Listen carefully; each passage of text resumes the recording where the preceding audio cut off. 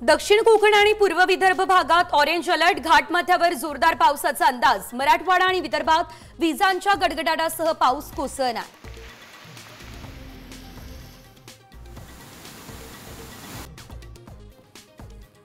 मुंबईमध्ये मुसळधार पावसाची शक्यता, शहर आणि उपनगरांमध्ये सोसाट्याच्या वाऱ्यासह पाऊस बरसणार।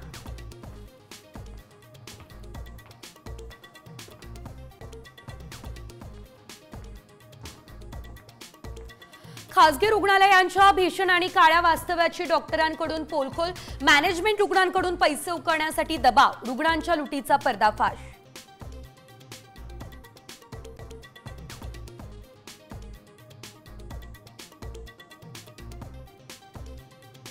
दोन 2030 मध्ये एक घातक व्हायरस हाहाकार करणार, जपानचा बाबा वेंगा रियो तात्सुकीची धडकी भरवणारी भविष्यवाणी।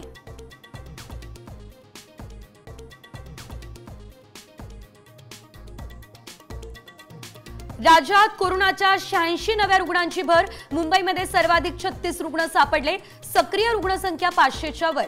काल दिवसभरात 6 लोकांचा कोरोनामुळे मृत्यू।